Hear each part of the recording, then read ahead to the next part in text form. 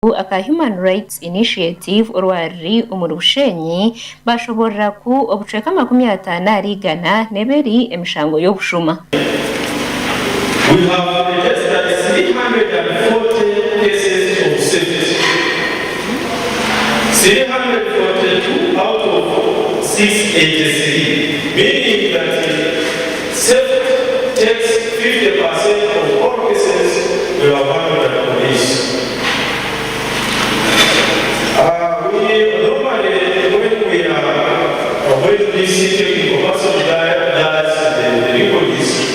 we normally go back and see what has caused the increase of particular cases. Bamwe abagireho mbihome konka bakargayo bashobora imbera y'ibihome ibara birimu bakana kwatira emishango kugenda bank kandi bantwara umuchome namaye imyaka 2 then challenge inashangireyo no kushanga nono rakinga imbera zaheru ba friends bawe no rakinga rights era because no zakwazi umuchome discussion rights za heru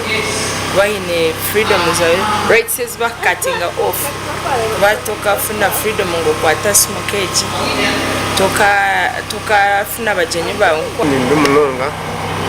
timbi abo kujangwa abo kutware chomeno babi ukako kumanyihanga ryitu twine facilities na n'ibintu bitwetaga basa kureba ngo embera yo musebara ko barimo yabaje abarata yerebo muka hano manye byo kujya turi kumara porte byo kuri netari nungi kandi ubo tuburuzo bw'abasirikare ba prison. It is maybe because of underfunding or compliances sentatizo kumara. Orumukuru w'entebe ya katano aba district ya Bushenyi yashobora ku obushuma mu district yabo buretirwe minyeto eteinemerumu ngo yo bushuma mu Bushenyi district okweyongera nahabwa abantu abinja batakunda kwenda gukora kandi na munonga nekira kurebukira umbana bato abo kusibaza puru abo kuzana no myanya yo kwenda ngo banyomarwa mpaka busesere kandi batakuzire nambwe tugizire kintu cyangwa munongo mu Bushenyi district. Orukura ekitongole cya Community Development Foundation Uganda yashobora ko kigenderera cyabo no kurengwa abantu barekeraho kora emishango ubundi mwijurano ompome gukacendera tucendeza abantu abarukuzombe home ninga decongest the prisons kujangwa abantu bagomba kagabo babasekore imirimo yabo twende bazire kureba ngo bayamba abana babo kuraje bashoma bagire bayikorera n'ubiyakwe byo gukora n'imikono